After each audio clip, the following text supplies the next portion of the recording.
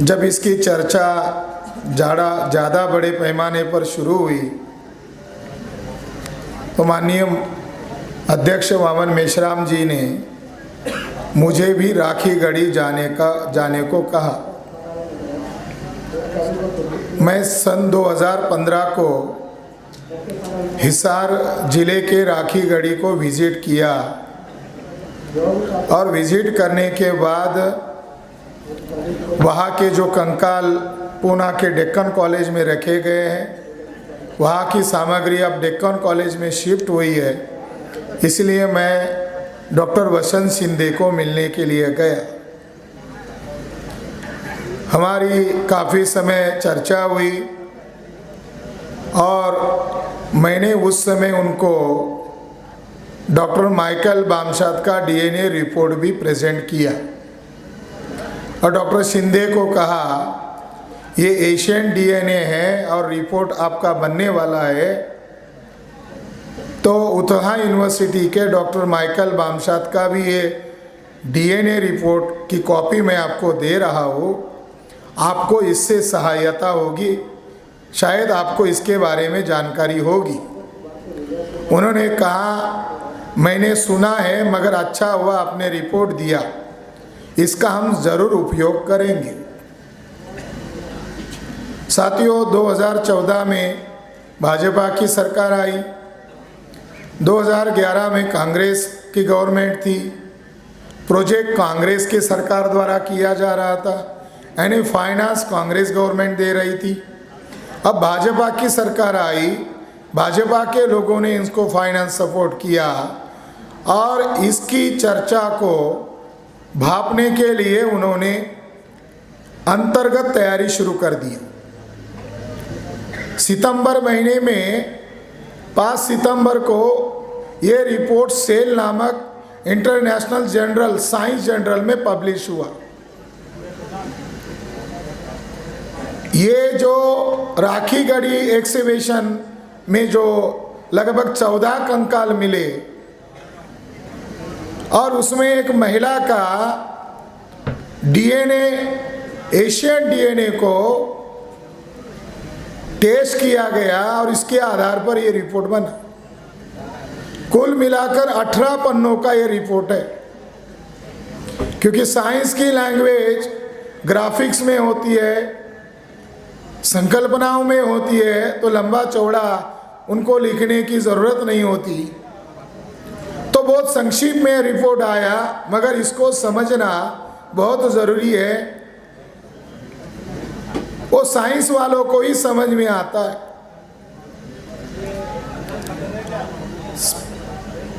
5 सितंबर, 6 सितंबर और 7 सितंबर को all India में मीडिया में जो उसके हेड थे डेक्कन कॉलेज के, उनके नाम से खबरें आना शुरू हो गई। मीडिया में चर्चा होना शुरू हो गया और मीडिया तय करता है कि आज का ये हेडिंग है तो सारे हेडिंग वही हो गए, फ्रंट पेज पर हेडिंग। 21 मई 2001 को जब डॉक्टर माइकल बामशाद का रिपोर्ट साइंस जीनोम में इस जर्नल में प्रकाशित हुआ था, तो टाइम्स ऑफ इंडिया के एक जर्नलिस्ट को अमेरिका में वाशिंगटन में भेजा गया और उसका न्यूज़ केवल एक अकेले अखबार में आया था, मगर वो फ्रंट पर नहीं आया था। माइकल बामशाद का एक न्यूज़ आया, बाकी किसी अखबार में नहीं आया, क्योंकि वो अगर खबर आ जाती तो ब्राह्मणों को शायद 2001-2 में ही भारत छोड़ना पड़ता। जैसा सेल रिपोर्ट के बारे में इसको राष्ट्रीय खबर बनाया, वैसा डॉक्टर माइकल बामशाद का जो रिपोर्ट था, उस रिपोर्ट की खबर को ब्राह्मण मीडिया ने हाइड कर दिया, उसको राष्ट्रीय चर्चा नहीं बनाया, एडिटोरियल नहीं लिखे। टाइम्स ऑफ इंडिया की खबर का ही हेडिंग था कि भारत उच्च वर्णीय भारतीय पुरुष का यूरोपियन वंश के साथ इनका डीएनए मिलता है, सेज डीएनए स्टडी।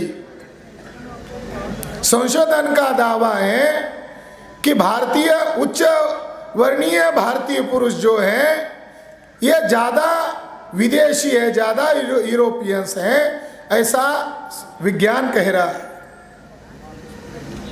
साथियों, 2001 का डीएनए रिपोर्ट क्या कह रहा है ये पहले आपको संक्षिप्त में बताता हूं। भारत के अंदर 6,500 जातियों में बांटे गए लोगों का आपस में डीएनए एक मिला और ब्राह्मण क्षत्रिय वैश्य इनका आपस में एक मिला, मगर इनका डीएनए भारत के बहुजन समाज के लोगों से नहीं मिला। इसके उल्टा जो रिलीजियस कम्युनिटीज हैं, मुस्लिम, सिख, बुद्धिस्ट, क्रिश्चियन, लिंगायत, जैन, इनका भी डीएनए SC ST OBC से मेल खाया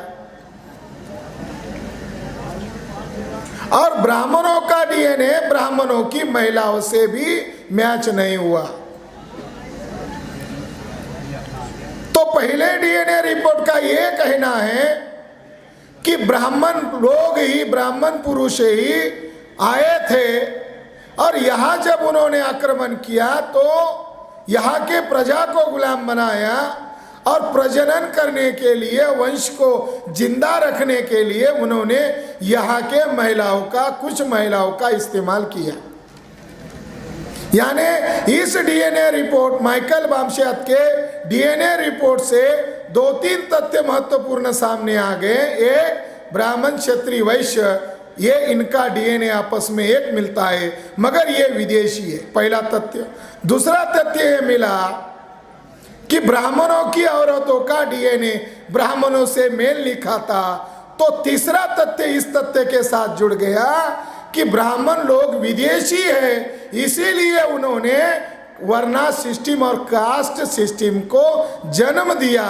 तो ये डीएनए रिपोर्ट माइकल बामशात का ब्राह्मण विदेशी है ये तो सिद्ध करता ही है, मगर वर्ना सिस्टम और कास्ट सिस्टम का ओरिजिन और मैकेनिज्म भी बताता है। ये खास इस डीएनए की खासियत। दूसरा डीएनए रिपोर्ट जो आया उसका हेडिंग है, सेल में जो प्रकाशित हुआ 2 सितंबर 2019 में, and Asian Harappan genome lacks ancestry from steppe pastoralist और इरानियन फार्मर्स। इसका हेडिंग है कि अति प्राचीन हड़प्पा सभ्यता के ठंड पठारी प्रदेश के जंगली लोगों का, यानी स्टेपे पैस्टोरलिस्ट या ईरानी कृषकों का गुणसूत्र का अभाव। इसमें जो स्टेपे पैस्टोरलिस्ट जो शब्द है ये मान लो भारत की प्रजा को नहीं समझ में आ रहा है, मगर मीडिया के पत्रकारों को, संपादकों को समझ में नहीं आ रहा है, ऐसा नहीं माना जा सकता। वो गधे हैं, वो मूर्ख है, ऐसा भी नहीं माना जा सकता। उन्हें मालूम है स्टेपे पैस्टोरलिस्ट किसको कहते हैं। स्टेपे पैस्टोरलिस्ट भारत में रहने वाले ब्राह्मणों के पूर्वजों को कहते हैं, स्टेपे पैस्टोरलिस्ट यूरेशियन।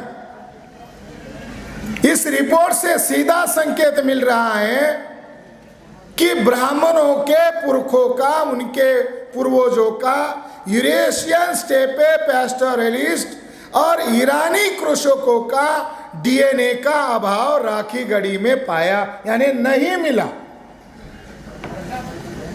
साथियों, ये हेडिंग से सिद्ध होता है कि राखीगढ़ी में ब्राह्मणों का डीएनए नहीं मिला, मगर उसी दिन प्रेस कॉन्फ्रेंस लिया गया और प्रेस कॉन्फ्रेंस में डॉक्टर वसंत शिंदे को आगे किया गया और उसके साथ नीरज राय जो उत्तर प्रदेश का क्षत्रिय है, आरएसएस से डायरेक्ट कनेक्ट हुआ है, इन दोनों को आगे किया और द टाइम्स ऑफ इंडिया में इसकी खबर आ गई।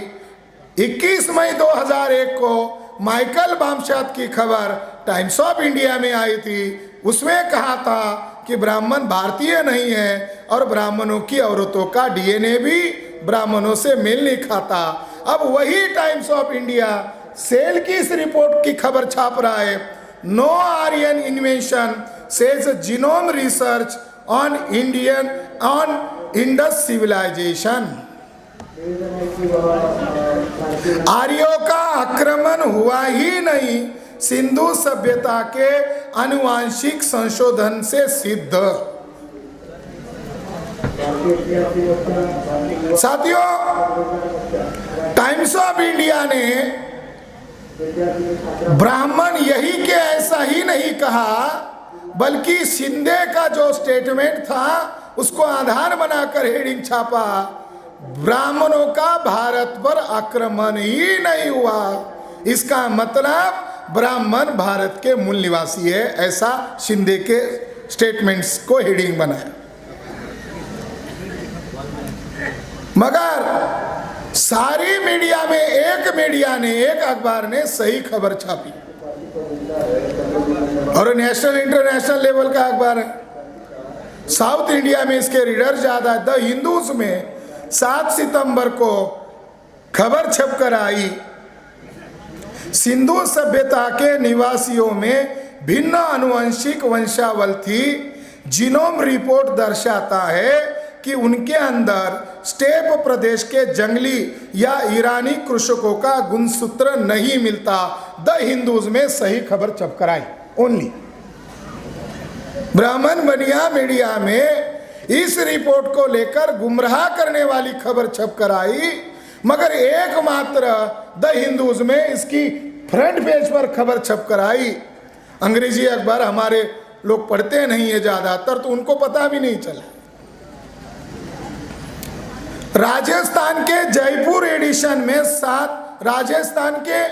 राजस्थान पत्रिका में 7 सितंबर को एक खबर छपकर आई जिसका हेडिंग था, आर्यों ने भारत पर आक्रमण नहीं किया था, वे यही के मूल निवासी थे। एक खबर छपकर आई।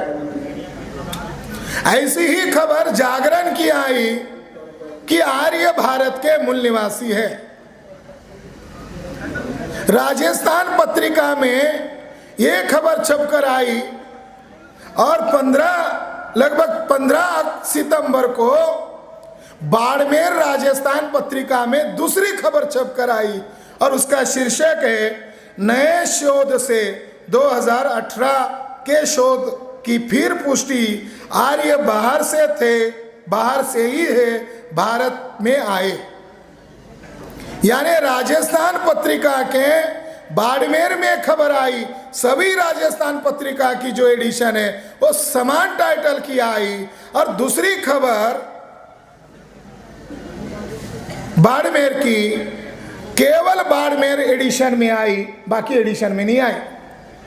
और ये जो दूसरी खबर है ये भारत के किसी भी अखबार में नहीं आई कि और कोई दूसरा डीएनए रिसर्च हुआ और जिसमें यह सिद्ध हुआ नहीं ब्राह्मण विदेशी है, एक नए दूसरे रिसर्च से सिद्ध हुआ। ऐसी एक लौती खबर केवल एक अखबार में बाड़मेर एडिशन में आई। साथियों, अगर पूरे देश भर के अखबारों को और उनकी खबरों को अगर देखा जाए तो कुछ बातें सामने आती हैं। 1 अक्टूबर को दैनिक भास्कर में अकोला एडिशन में एक हेडिंग आई, मोहन भागवत का फिर डीएनए पर बयान आया। संघ प्रमुख मोहन भागवत ने कहा, भारत हिंदू राष्ट्र है, इस सच को कोई नहीं बदल सकता। और इस बयान में डीएनए का संदर्भ आया इस न्यूज में। और दूसरी खबर आखिरी का, जब हमने वसंत शिंदे को नोटिस भेजा उसके समय ही आरएसएस का जो मुखपत्र है पांचजन्य, इसमें उनका साक्षात्कार आया, इंटरव्यूज आया, अक्टूबर महीने में आया और उसका हेडिंग है फर्जी है आर्य द्रविड़ संघर्ष सिद्धांत, डॉक्टर वसंत शिंदे। ये पांचजन्य में आया। साथियों, मीडिया की अगर ये खबरों का अगर हम अध्ययन करते हैं तो वन साइड ये बताया गया कि ब्राह्मण भारत के ही मूल निवासी हैं और वो बाहर से नहीं आए। आगे जाकर इन मीडिया ने और वसंत शिंदे ने यहां तक उछाला कि इंडस सिविलाइजेशन के निर्माता संस्थापक आर्य ब्राह्मण थे। आगे ये भी कहा।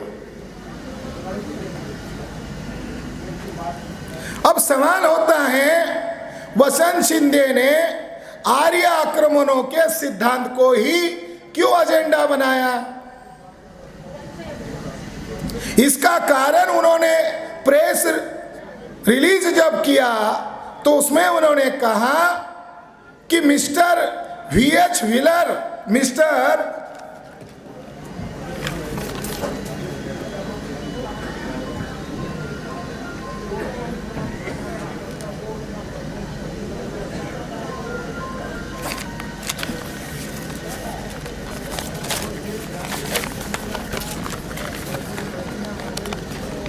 VH व्हीलर का उन्होंने रेफरेंस दिया।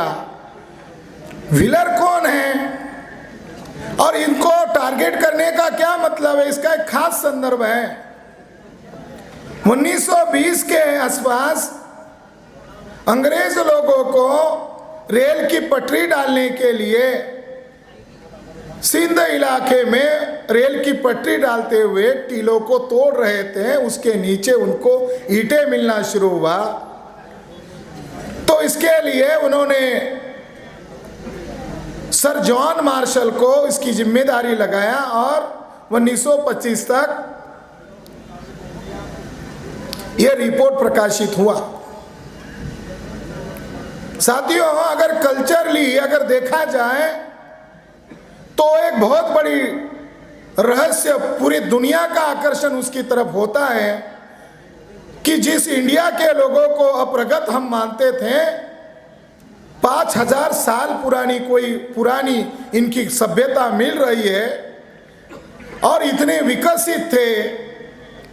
अगर वो खोज को देखा जाए, हिस्टोरिकल अगर इसका इंटरप्रिटेशन किया जाए, जब इसकी चर्चा शुरू हो गया उसी दरमियान RSS को पैदा किया गया।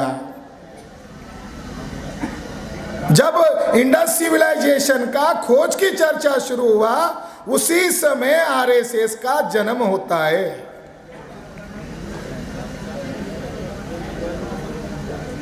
व्हीलर ने 1965 के दरमियान जो 1920-25 में एक्सिबिशन हुआ था, व्हीलर ने उसी जगह जाकर दोबारा उत्खनन किया और उन्होंने बहुत सारा रहस्य दुनिया के सामने रखा और दुनिया वालों ने व्हीलर के इस नए रिसर्च को, आर्कोलॉजी को एक्सेप्ट किया और 1966 में उनका रिपोर्ट पब्लिश हुआ। उस रिपोर्ट का नाम है civilisation of the Indus valley and beyond.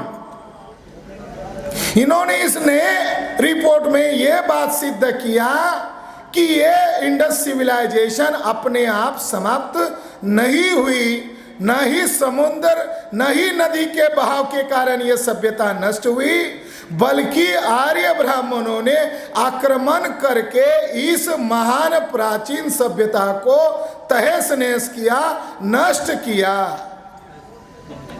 और उन्होंने 1966 के समय में आर्कोलॉजिस्ट थे, उन्होंने उनका आर्यों का, ब्राह्मणों का आक्रमण का समय जो बताया, आज जीनोम साइंस भी एक्यूरेट तारीख बता रहा है। उनका अनुमान था कि ईसा पूर्व दूसरी सहस्राब्दी में ब्राह्मणों का भारत पर आक्रमण हुआ है, यानी ईसा पूर्व 2000 में ब्राह्मणों का भारत में एंट्री होता है। अगर आज के साल उसमें काउंट करो तो बराबर 4000 साल पहले ब्राह्मणों का भारत में एंट्री है।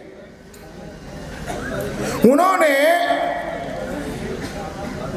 शहर के अंदर ऐसी जगह देखी तो वो वर्णन करते हैं, शहर के डीके एरिया में, आर्कोलॉजिकल लैंग्वेज है, डीके एरिया में मुझे 2 कंकाल कुएं के पास पड़े मिले, सीढ़ियों पर उल्टे पड़े हुए थे।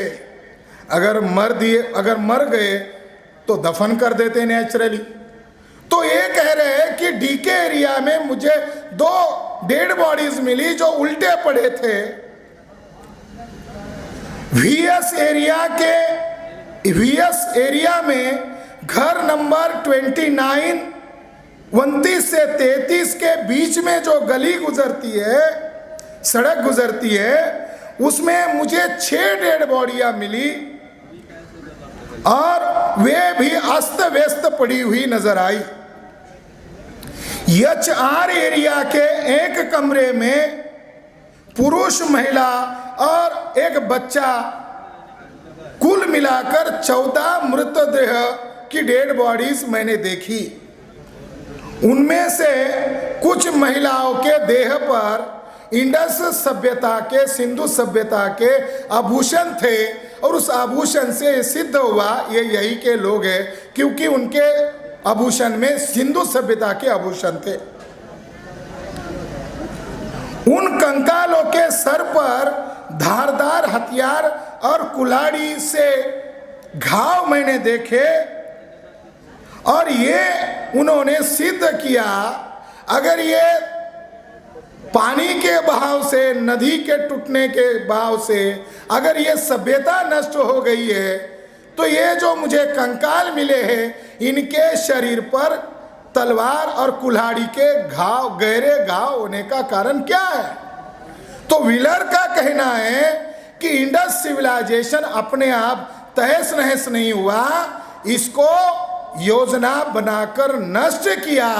और यही वो व्हीलर है जिन्होंने ऋग्वेद का आधार लिया आर्कोलॉजी को टैली करने के लिए, और उन्होंने दावे से कहा ऋग्वेद में किया गया वर्णन इंद्र पुरंदर है, पुर को नष्ट करने वाला है, ऐसा जो वर्णन उसका आता है, ये इंडस सिविलाइजेशन को तहस नहस करने का, आर्कोलॉजी को टैली करने का ब्राह्मणों का क्रिमिनल रिकॉर्ड है। ऋग्वेद कुछ और नहीं है, इंडस सभ्यता को नष्ट करने का ब्राह्मणों का क्रिमिनल दस्तावेज है, इसलिए गुस्सा है। साथियों, वसंत शिंदे के पीछे मैं और मेश्राम साहब लगे हुए थे। मेश्राम साहब बार बार कहते थे कि शिंदे से वो रिपोर्ट लो, कब तक आ रहा है? 2017 में कहा बस 6 महीने में आ रहा है, 2018 में कहा 2 महीने में आ रहा है, 2018 चला गया, अगस्त में कहा, जून जुलाई में कहा बस खरा साहब 2 महीने में आ रहा है। मेश्राम साहब ने कहा अगर वो नहीं ला रहे हैं तो हमें पूना के अंदर एक मोर्चा, डेक्कन कॉलेज पर मोर्चा लेकर जाना चाहिए, शायद इसके कारण वो रिपोर्ट प्रकाशित करेंगे। जब ये रिपोर्ट आया तब मैं कर्नाटका में था और फिर मैंने उसी दिन वसंत शिंदे को फोन किया कि सर रिपोर्ट प्रकाशित हो गया, बताया भी नहीं, वो रिपोर्ट की कॉपी मुझे कैसे मिलेगी? तो उन्होंने कहा आपका ईमेल सेंड करो, मैं आपको भेज देता हूँ। थोड़ी देर में फ़ोन आया, मैं मिश्रा बोल रहा हूँ, शिंदे साहब ने आपको कॉपी भेजने को कहा है। मैंने कहा आप कौन हो? तो उन्होंने कहा मैं शिंदे साहब का पीए हूँ। मिश्रा ने मेरे मेल पर सेल के अंदर जो प्रकाशित किया रिपोर्ट था उसकी कॉपी भेजा, और जब हमने उसको पढ़ा तब पता चला शिंदे छुपा रहे थे, मगर रिपोर्ट में कुछ और है और मीडिया में कुछ और बोल रहे। राखी गढ़ी का डीएनए रिपोर्ट कहीं भी ये नहीं कहता कि ब्राह्मणों का डीएनए राखी गढ़ी में मिला। राखी गढ़ी का डीएनए रिपोर्ट यही कहता है ब्राह्मणों का राखी गढ़ी के कंकाल में डीएनए नहीं मिला। मीडिया के सामने उन्होंने प्रोपेगेंडा अलग किया। नीरज राय और वसंत शिंदे ने मीडिया के सामने आकर अलग प्रोपेगेंडा किया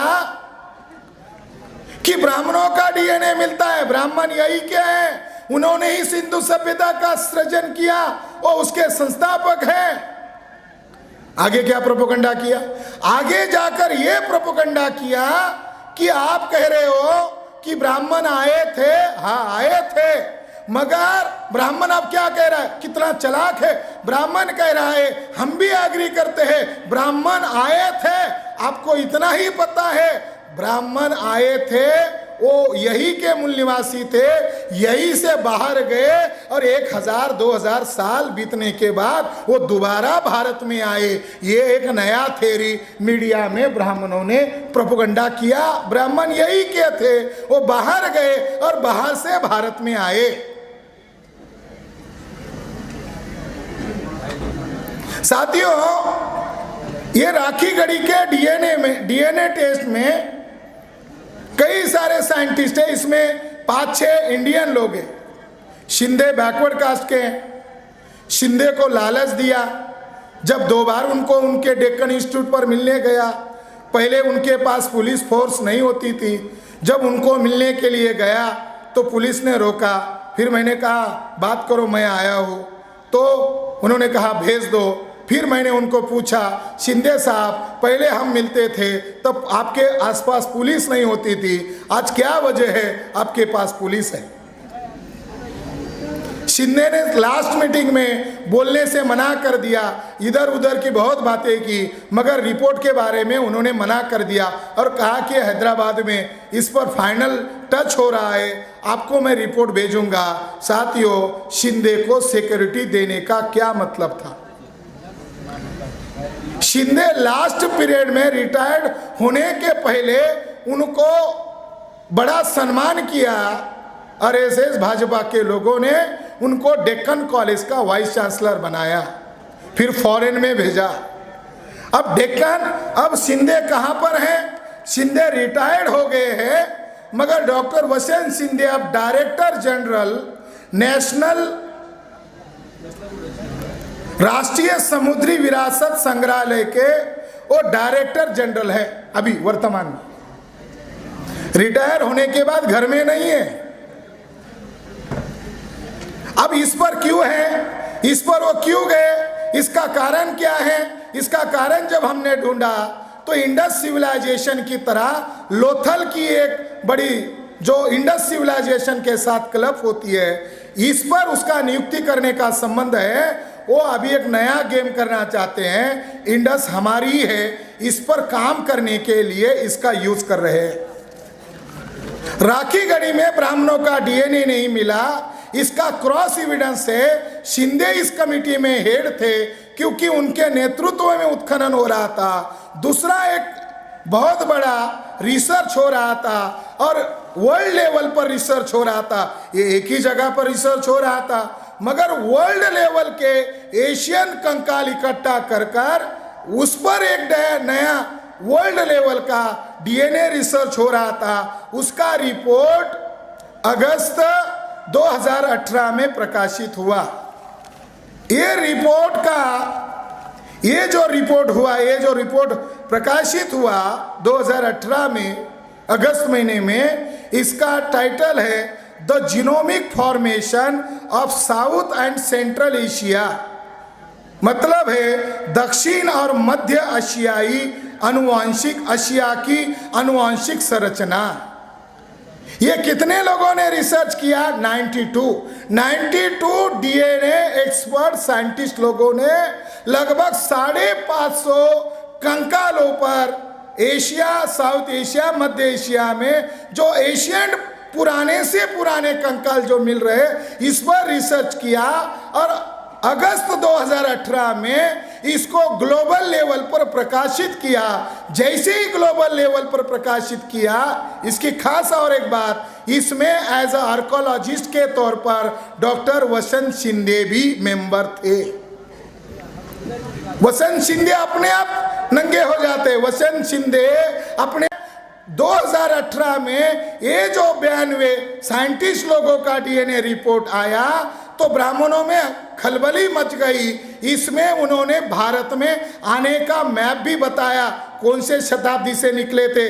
मध्य एशिया। कहाँ से निकले? यूरेशिया। उनके निकलने का समय ईसा पूर्व 3300 से उस वहाँ से खिसक गए, आगे आते गए, आगे आते आते कौन से शताब्दी में कहाँ पर है? फिर कजाकिस्तान में कब आए? फिर इंडस सिविलाइजेशन में एंट्री कब किया? एंट्री करने का पीरियड ये डीएनए रिपोर्ट बता रहा है ईसा पूर्व 2000 से 1700 के बीच में उन्होंने इंडस सिविलाइजेशन पर हमला किया। ये इतना बड़ा रहस्य इसमें बताया गया। इस रिपोर्ट में ये भी बताया गया कि ब्राह्मण, उत्तर प्रदेश के ब्राह्मण, महाराष्ट्र के ब्राह्मण और भूमिहार ब्राह्मणों का 100% डीएनए यूरेशिया के लोगों से मिलता है। ये भी इस रिपोर्ट में कहा। साथियों, ये रिपोर्ट बहुत बड़ा मूल्यवान डॉक्यूमेंट है। ब्राह्मणों को लगा हम गड़बड़ी करने वाले हैं और ये बाहर आ रहा है। ये बाहर आने की वजह है पीटरसन और रीस डेविड नाम के दुनिया के महानतम साइंटिस्ट। आज की तारीख में ब्राह्मण इन दो साइंटिस्ट लोगों से परेशान है। वो गुमराह करना चाहते। मान लो पाठ्यक्रम में झूठा लिख सकते, मान लो इतिहास की किताबों से पन्ने गायब कर सकते, मान लो शिलालेख का गलत अर्थ बताकर प्रकाशित कर सकते हैं, मगर वो आज डीएनए साइंस का मिस इंटरप्रिटेशन करना चाहते हैं। मगर रीस डेविड और पीटरसन इनको अनुमति नहीं दे रहे। इनके पास जब फाइनल होता है तब दुनिया में रिपोर्ट प्रकाशित होते हैं। ये भी इसके अंदर थे। 2018 का रिपोर्ट पर 92 साइंटिस्ट लोगों ने मोहर लगाई। ब्राह्मण इतने शताब्दी में भारत में आए तो ब्राह्मणों ने विश्व में जो फैले हुए ब्राह्मण हैं उन्होंने ब्लेम लगाना शुरू कर दिया। ये डीएनए एक्सपर्ट लोगों का है, मगर तज्ञ लोगों की समिति के द्वारा इसको पास नहीं किया गया था, इसलिए हम इसको मान्यता नहीं देते हैं। ऐसा एक माहौल दुनिया में फैलाना शुरू किया। रीस डेविड और उनकी टीम को गुस्सा आया। उन्होंने क्या किया और 17 साइंटिस्ट लोगों को और जोड़ दिया। 92 प्लस 17 25 साइंटिस्ट लोगों को जोड़कर 92 में जोड़कर हो गए 117 साइंटिस्ट लोगों ने उसमें और एडिशन किया और ब्राह्मणों की बदमाशी सामने लाया। जिस दिन सेल रिपोर्ट सेल नामक इंटरनेशनल साइंस जर्नल में प्रकाशित हुआ, उसी तारीख को, उसी समय द साइंस जर्नल में 2018 को जो रिपोर्ट पब्लिश हुआ 92 का, 117 साइंटिस्ट लोगों ने अपना रिपोर्ट नए सिरे से प्रकाशित किया। अब मीडिया क्या कर रहा है? जो एक ही तारीख को 2 रिपोर्ट प्रकाशित हुए, राखी गढ़ी की चर्चा करवा रहा है, मगर 117 साइंटिस्ट लोगों ने ब्राह्मण विदेशी है ये सिद्ध किया, इसकी चर्चा क्यों नहीं कर रहा है? ये अपने आप एक्सपोज हो जाता है। ब्राह्मण क्या सोच रहा है? ब्राह्मण ऐसा सोच रहा है हम जो कहे वही सच है। अगर एक साथ 130 करोड़ लोगों को अगर कहे दे ब्राह्मण यही क्या है तो क्या होगा? अपोज करने के लिए इनके पास कौन विरोध करने वाला है? और एक शख्स है टोनी जोसेफ। टोनी जोसेफ ने अर्ली इंडियंस नामक एक डीएनए के ऊपर एक किताब प्रकाशित की। टोनी जोसेफ ये इंडिया का सबसे बड़ा डीएनए का एक्सपर्ट आदमी है। एज एक्चुअली वो जर्नलिस्ट है। उसने एशियन डीएनए पर किताब लिखा और इसने 2017 में सिद्ध किया ब्राह्मण भारत में आए। जब यह रिपोर्ट आया तो उसको पूछा गया रिपोर्टर लोगों ने आपका क्या कहना है वसंत शिंदे के वो लेकर, उन्होंने कहा वसंत शिंदे सही नहीं बता रहे। टोनी जोसेफ ने मीडिया के सामने बताया, मगर इंग्लिश अखबारों में उसके 1-2 जगह इंटरव्यूज आया, मगर जो आम बोली में रीजनल लैंग्वेज में जो अखबार थे टोनी जोसेफ का कोई नहीं आया। मेश्राम साहब ने कहा टोनी जोसेफ से संपर्क करो। हमने टोनी जोसेफ से संपर्क किया, फिर उन्होंने कहा आप सही काम कर रहे हो, दुनिया आपको शुक्रिया अदा करेगी, इनको नंगा करना जरूरी है। हम लोग आपके समर्थन में वर्ल्ड लेवल का माहौल बनाएंगे, आप मैदान में लड़ो। साथियों, और जानकारी लिया तो पता चला कि ये ब्राह्मण लोग यूरेशिया में रहते थे। ईसा पूर्व 3300 के समय में उनकी कम्युनिटी का नाम था यामनिया। ये जो यूरेशियन है, इनके भूभाग का नाम है यूरेशिया। ये यूरेशिया के लोग हैं, मगर इनकी कम्युनिटी का नाम था यामनिया। अब उस रिसर्च में 2018 के रिसर्च में जो 117 साइंटिस्ट लोगों ने किया, इस रिसर्च में यह भी बात सामने आई कि यामनिया लोग घोड़े पर रहते थे। यामनिया लोगों ने घोड़े को पालतू बनाया था और इंडस सिविलाइजेशन के लोगों ने जंगली भैंसों को पालतू बनाया था। जो लिपियां है उसमें ज्यादातर भैंसों के चित्र है। इंडस सिविलाइजेशन में भैंसों के चित्र है, घोड़े का चित्र नहीं है। ब्राह्मण लोग घोड़े पर सवार होकर इतनी दूर वाले इलाके में गए, वो कजाकिस्तान, इराक, ईरान, कजाकिस्तान से इंडिया में आए। उसी समय उनकी दूसरी ब्रांच, वो जंगली थे, ये रिपोर्ट कह रहे वो जंगली थे, आदिम थे। बस उनकी एक ही खास होशियारी थी कि वो घोड़े पर सवार होकर हथियार लेकर दौड़ते थे और वो बहुत ही हिंसक थे, बहुत ही क्रूएल थे। जैसे वो इंडिया की साइड में, इराक, ईरान की साइड में आए, उसी तरह वो यूरोप के साइड में गए और यूरोप के साइड में जंग बहुत घना, यूरोप में ज्यादा घने जंगल थे, अंदर गए, इसीलिए लोग इकट्ठा नहीं रहते थे। कुछ आर्कोलॉजिस्ट लोग कहते हैं 5000 साल पहले हड़प्पा सिटी का पॉपुलेशन 50,000 था, क्योंकि उन्होंने घरों की गिनती की, घरों में रहने वाले मेंबरों की गिनती की, तो उनके आधार पर 5000 साल पहले हड़प्पा मोहनजोदड़ो का पॉपुलेशन, एक सिटी का पॉपुलेशन 50,000 था। यानी दुनिया के लोग इतने आश्चर्यजनक है कि वहाँ तलम कपड़ा मिलता था, वहाँ औजार मिलते हैं, वहाँ हथियार मिलते हैं, वहाँ 10-10 मंजिल की इमारतें मिलती है। जब ये उत्खनन हुआ तो केदारनाथ पांडे वहाँ पर गए, राहुल सांकृत्यायन हड़प्पा मोहनजोदड़ो में गया। जब होलगा से गंगा लिखा तो उसमें लिखा हुआ है, सारा वर्णन लिखा है। जब आर्य भारत में आते तब वो चर्चा करते, इनको हम हरा नहीं सकते। उन्होंने अपने जीवन चरित्र में लिखा है, इतनी महान सभ्यता यहाँ के मूल निवासियों ने पैदा की थी। ये जो यामनिया लोग हैं, इनके बारे में यूरोपियन कंट्रीज के आर्कोलॉजिस्ट और डीएनए साइंस में कई सालों से विवाद चल रहा था, इस बात को लेकर कि यूरोप में एक सिविलाइज एशियंट 5000 साल पुराना वहां भी यूरोप में सभ्यता मिली। उस सभ्यता का नाम है स्टोन हेंगे। ऐसे ऐसे पत्थर खड़े किए हैं, डिस्कवरी में इसको बार बार चलाते मिस्ट्री के नाम पर, आज भी रहस्य है। 5000 साल पुराने ऐसे राउंड में पत्थर खड़े किए और उसके ऊपर पत्थर रखे। जब उसकी खुदाई की, हजारों की तादाद में कंकाल मिले। इसलिए आर्कोलॉजिस्ट और साइंस लोगों का इस मिस्ट्री को सुलझाने के लिए डिबेट चला। आर्कोलॉजिस्ट कहते थे ये यही के मूल्यवासियों के कंकाल है, तब डीएनए साइंस वाले कहते थे अगर यही के है तो एक साथ कैसे दफन किए गए। इस पर विवाद हुआ और डीएनए साइंस वालों का दावा था यहाँ के लोगों को बाहर के लोगों ने आकर हिंसा के जरिए मार डाला होगा। ऐसा डिबेट चला और डिबेट को सुलझाने के लिए उनकी हड्डियों को लेबोरेटरी में जाकर डीएनए टेस्ट किया और उसके सिलसिले में एक बहुत बड़ा रिसर्च हुआ।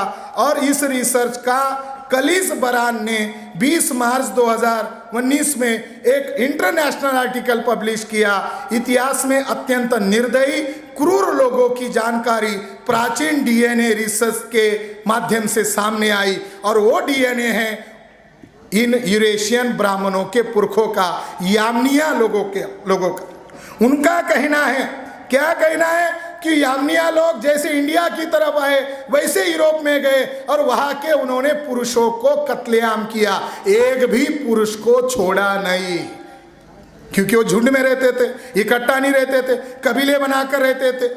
तो इन ब्राह्मण यामनिया लोगों ने यूरोप के साइड जब गए तो इन्होंने वहां के पुरुषों की हत्याएं की, महिलाओं की हत्याएं नहीं की। यामनिया लोगों ने उनकी महिलाओं का इस्तेमाल किया और उनसे एक नई प्रजा पैदा की। डीएनए साइंस ने उनको नाम दिया, एक नई संतान पैदा होगी यामनिया लोगों के कारण, और उन संतान को यूरोप में आज कहते कार्डेवियर वंश के लोग तैयार हुए। आज वो कार्डियर वियर के लोगों ने नया जनरेशन पैदा किया। अब वो ओरिजिनल अब भेसड़ हो गया, मिक्स हो गया, यामिनिया आ गया, महिला मूलतः वही की नेटिव थी, उन दोनों के मिश्रण से एक नया वंश तैयार हुआ, उसका नाम है कार्डियर वियर। अब वो जो अभी का जो वंश है उसका नाम है बिल बिकर। ये नया वंश तैयार हो गया, वह बहुत प्रॉब्लम है साथियों। पुरुषों की हत्या की, महिलाओं का प्रजनन के लिए इस्तेमाल किया, ऐसा उन्होंने किया। तो सवाल होता है इंडिया में आकर उन्होंने क्या किया? इंडिया में आकर भी उन्होंने यही किया, पुरुषों की हत्याएं की। मगर इतना सारा भूभाग में फैले हुए मूल निवासी, वो भी सभ्यता के जनक लोगों को मारना संभव नहीं था। इसलिए दहशत पैदा करने के लिए कुछ पुरुषों की भारी संख्या में हत्याएं की गई। ये व्हीलर के डॉक्यूमेंट से सिद्ध होता है। और उन्होंने कुछ महिलाओं का इस्तेमाल करके अपनी संतानों को पैदा किया। इसलिए माइकल बामशाफ्ट ने यही कहा कि ब्राह्मणों ने महिलाओं का हथियार के तौर पर इस्तेमाल करके वर्ना और कास्ट सिस्टम को पैदा किया। वो मिक्स नहीं हो सके हम लोगों में, जैसे वहां यूरोप में हो सके। मगर साथियों, जो ब्राह्मण ये प्रचार करता है कि ब्राह्मण यही के हैं और यहां से बाहर गए, ये जो मीडिया में प्रचार किया, जब तक इसको साइंस के आधार पर हम रिजेक्ट नहीं करेंगे तब तक हम ब्राह्मणों को मुंह तोड़ जवाब नहीं दे सकते। इसके लिए हम भारत के मूल निवासी लोग रीस डेविड का बहुत बहुत शुक्रिया अदा करते हैं कि रीस डेविड ने 2017-18 में ही एशियन डीएनए पर अपना बुक पब्लिश किया। उनको मालूम था वसंत शिंदे और नीरज राय ये नए डीएनए रिसर्च को गलत इंटरप्रेट कर सकते हैं। उन्होंने जितना संभव हो सका रिपोर्ट में मिलावट नहीं करने दिया। मगर ये रिपोर्ट में 2018 के रिपोर्ट में और राखी गढ़ी के रिपोर्ट में दो कॉन्सेप्ट है जो आम लोगों को समझ में नहीं आ सकती। वो है ANI और ASI। ANI और ASI, ये ANI क्या है? ये ANI है एंसेस्ट्रल नॉर्थ इंडियंस और ASI का मतलब है एंसेस्ट्रल साउथ इंडिया। यानी उन्होंने कहा भारत में दो वंश के लोग रहते हैं, एक नॉर्थ में द्रविड़ लोग, नॉर्थ में दूसरे लोग आर्य लोग और साउथ में द्रविड़ लोग। ऐसी एक कॉन्सेप्ट कॉन्स्पिरेसी की और इस कॉन्स्पिरेसी का जन्म 2008 में हुआ। ये 2009 में ब्राह्मण कह रहे कि आर्य यही कहते यहाँ से बाहर गए, मगर इसका जन्म कब हुआ? 2008 में हुआ। इसकी जानकारी रीस डेविड ने अपने किताब में who we are and from where we got here, इस किताब में बाज़ाब्ता उन्होंने ग्लोबल लेवल पर प्रकाशित किया। इसमें उन्होंने इस बात का रहस्य उद्घाटन किया है। उन्होंने ये तो साइंस के आधार पर कॉम्प्लिकेटेड लैंग्वेज में लिखा गया किताब है, मगर इसमें उन्होंने ऐसा लिखा जैसे वो कोई बायोग्राफी लिख रहे। वो बात मैं इस मौके पर आपको समझाना चाहता हूँ। उस बात को अगर हम समझेंगे तो मीडिया और ब्राह्मणों को, RSS भाजपा को हम नंगा कर देंगे। क्या कहा उन्होंने बहुत महत्वपूर्ण बात कहा, मैं उन्हीं के शब्दों में आपको बताना चाहता हूँ। उन्होंने कहा मेरे जीवन भर के संशोधन कार्य में अत्यंत तनावग्रस्त ऐसा समय अक्टूबर 2008 का था, जब मैं और मेरे सहकारी निक पीटरसन हैदराबाद को सफर करके सिंह और थंगराज इनको मिलने के लिए गए थे। दिनांक 28 अक्टूबर 2008 के दिन हमारी मीटिंग बहुत ही चुनौतीपूर्ण रही। हमारा पूरा संशोधन ही खारिज करने की धमकी थंग और सिंह दे रहे थे। मीटिंग के दरमियान हमने उन्हें हमारे संशोधन का प्राथमिक रिपोर्ट दिखाया था, जिसमें ऐसा स्पष्ट किया था कि भारत के लोग यह प्राचीन समय के दो बड़े समूह के सम्मिश्रण से तैयार हुए हैं और उनमें से एक समूह वेस्ट यूरेशियन यह है। ब्राह्मणों के लिए उन्होंने अलग साइंस की टर्मिनोलॉजी इस्तेमाल की कि दो वंश के लोग भारत में रहते हैं और एक वंश का नाम है वेस्ट यूरेशियन और एक नेटिव लोग। तो ब्राह्मणों के लिए उन्होंने साइंस में यह कहना चाहिए कहा वेस्ट यूरेशियन ये है। सिंह और थंगराज इन्होंने हमारे इस संशोधन पर आक्षेप किया और कहा कि आपके इस रिसर्च से वेस्ट एशियन लोग यह बड़ा जत्था बनाकर भारत में आए थे, ऐसा निष्कर्ष निकलता है। मगर इस निष्कर्ष, इस निचोड़ को कोई सबूत नहीं है, ऐसा उनका कहना था। उन्होंने ऐसा भी बोलना शुरू किया कि भारत से भी पूर्व की ओर और यूरोप की ओर लोगों का स्थलांतर हुए हैं, ऐसा उन्होंने कहा। उन्होंने किए हुए उनके ही फिर उन्होंने आधार दिया।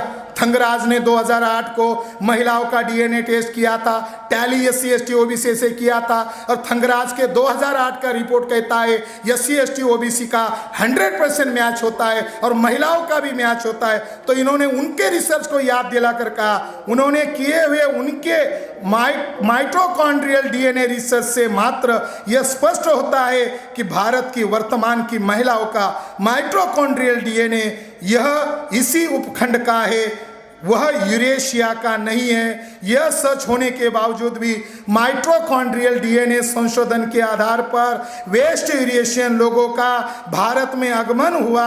इस प्रकार के संशोधन का हिस्सा बनने के लिए थंगराज और सिंह बिल्कुल तैयार नहीं थे। यानी थंगराज पलट गए अपने ही डीएनए रिसर्च पर। अगर वेस्ट यूरेशियन लोगों का स्थलांतर भारत में हुआ है, ऐसा संशोधन सामने आया, तो भारत में बहुत बड़े पैमाने पर राजनीतिक उथल पुथल होगा, ऐसा उन लोगों का पीटरसन और मुझे मानो धमकी देकर वो कह रहे थे। अभी 2018 में किताब प्रकाशित हुई, ये कह रहे हैं उन्होंने हमें मानो धमकी दी। अगर ब्राह्मण भारत के हैं, ऐसा रिसर्च अगर दुनिया के सामने आया और वो भारत में ज्यादा प्रचार हुआ, तो ब्राह्मणों के लिए खतरा होगा, राजनीतिक उथल पुथल होगी, ऐसा वो हमें धमकी दे रहे थे। वे गोलमाल बातें कर रहे थे। उनके बातों से तो स्पष्ट हो रहा था कि भारत के बाहर से आए हुए यूरेशियन ब्राह्मणों का स्थलांतर हुआ है। इस तथ्य को उजागर होने से भारतीय उपखंड में बहुत बड़ा बदलाव लाने वाली घटना साबित होगी। वेस्ट यूरेशियन और भारतीय लोगों में आनुवांशिक संबंध व्यक्त करने के लिए सिंह और थंगराज इन्होंने जेनेटिक शेयरिंग यानी आनुवांशिक मिलावट इस अवैज्ञानिक संज्ञा का सुझाव दिया।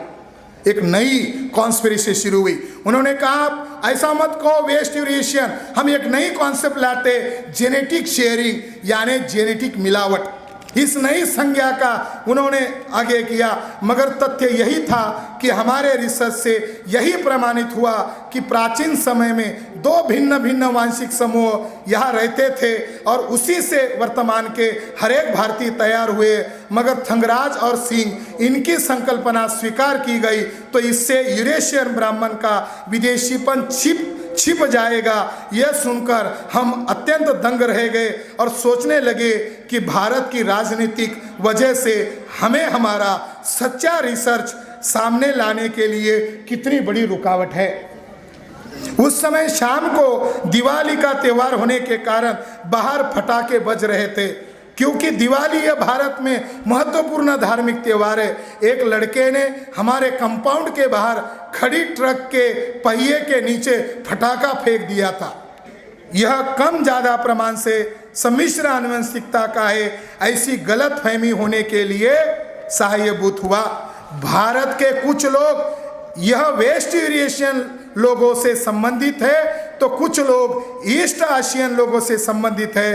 भारत का कोई भी समूह आनुवांशिक दृष्टि से शुद्ध नहीं है, ऐसी गलतफहमी इन दो संकल्पनाओं के कारण पैदा हुई। साथियों, ANI और ASI ये जोर जबरदस्ती से ब्राह्मण्स लोगों ने थोप दिया।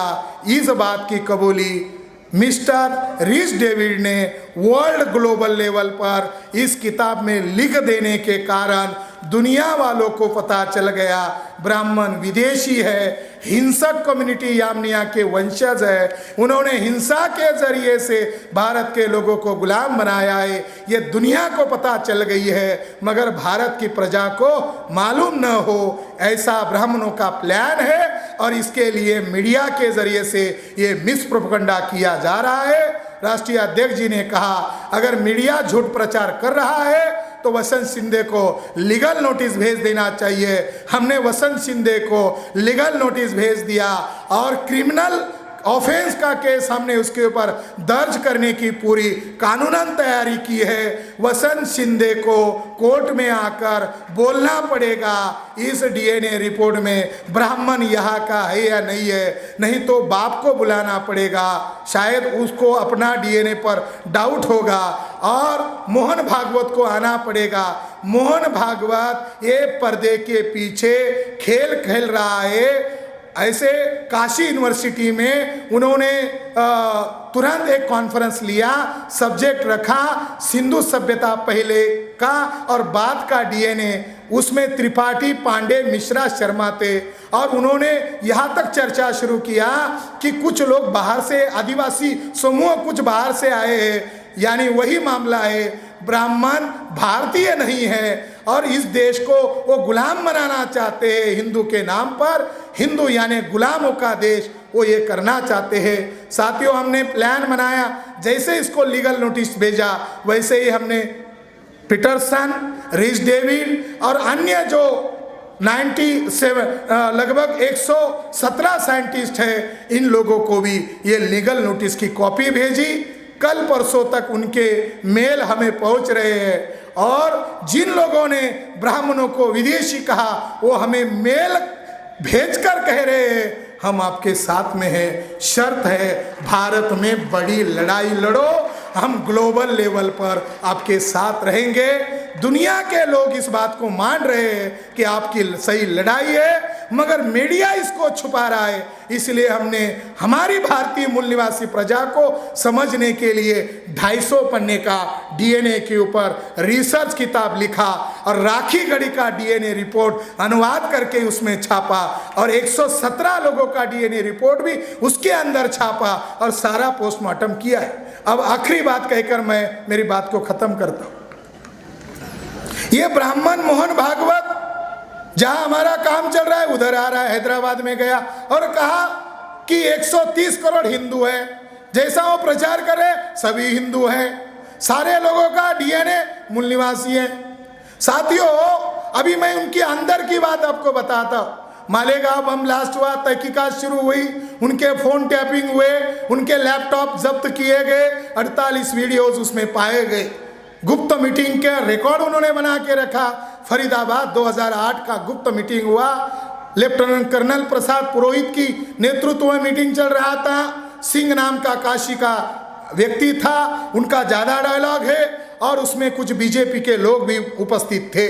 उसमें मोहन भागवत का भी जिक्र है कि मोहन भागवत के साथ हमारा मीटिंग हुआ है। उसमें ये भी जिक्र है देश भर में बम ब्लास्ट करने के लिए एएसआई ने हमको पैसे दिए। उसमें ये भी जिक्र है कि हमारा एक चैनल होगा, बाद में सुदर्शन ऐसे चैनल उसी लिंक से जुड़े हुए, मगर उन्होंने कहा हमें वो जो इंटरनेशनल टेररिस्ट है उसने हमें पैसा दिया। साथियों, उस मीटिंग में डिस्कशन हुआ बम ब्लास्ट से हमें क्या मिलेगा। हम बहुत सारे बम ब्लास्ट कर दिए, अब इसका हश्र क्या है? तो लेफ्टिनेंट कर्नल प्रसाद पुरोहित ने इस सवाल का जवाब देते हुए कहा हम लोग इस देश का कॉन्स्टिट्यूशन विफल हो गया है, इसलिए अराजकता हो रही है, इसलिए बड़े पैमाने पर बम ब्लास्ट हो रहे हैं। इंडिया का कॉन्स्टिट्यूशन के प्रति भारतीय प्रजा का नकारात्मक दृष्टिकोण पैदा करने के लिए हम बम ब्लास्ट कर रहे हैं। एक का फिर उन्होंने कहा हमारा ऑब्जेक्टिव क्या है? लेफ्टिनेंट कर्नल प्रसाद पुरोहित ने कहा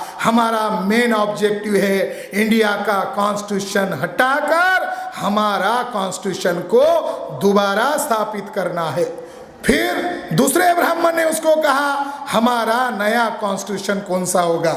उसने हमारा ऑब्जेक्ट ये बताने के पहले उसने जवाब दिया सिंह के क्वेश्चन को, उसने अंग्रेजी में जवाब दिया we will fight constitution, we will fight this nation, we will fight constitution, we will fight this nation because this nation is not ours।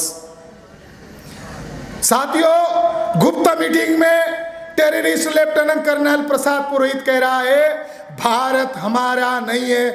हमारा मीटिंग में तो सारे ब्राह्मण हैं, बम ब्लास्ट करने में सारे ब्राह्मण हैं, तो वो कह रहा है भारत ब्राह्मणों का यानी हमारा नहीं है, इसलिए हमें भारतीय लोगों से द्रोह करना होगा और हमें संविधान का द्रोह करना होगा, ये उसने कहा। ये इसका संदर्भ मैं डीएनए रिसर्च के साथ जोड़कर सोच रहा हूँ, समझ रहा हूँ, तो मुझे रहस्य पता चला 2001 में माइकल बामशात का डीएनए रिसर्च से ब्राह्मण नंगा हो गया, इसलिए ब्राह्मण विदेशी है ऐसा प्रोपेगेंडा होगा, ये सोचकर ब्राह्मणों ने देश भर में 2001 के बाद ज़्यादा बड़े पैमाने पर बम ब्लास्ट किए, ब्राह्मण विदेशी सिद्ध हुए, इसलिए ब्राह्मणों ने बम ब्लास्ट किए और सारा ठिकरा मुस्लिमों के सर पर फोड़ दिया और मुसलमान के तरफ विदेशी मुसलमान इंडिकेट किया और ब्राह्मण अपने आप देशभक्त हो गया। ब्राह्मण विदेशीपन छुपाने के लिए दोबारा हिंसा का सहारा लिया। ये एक तथ्य सामने आया।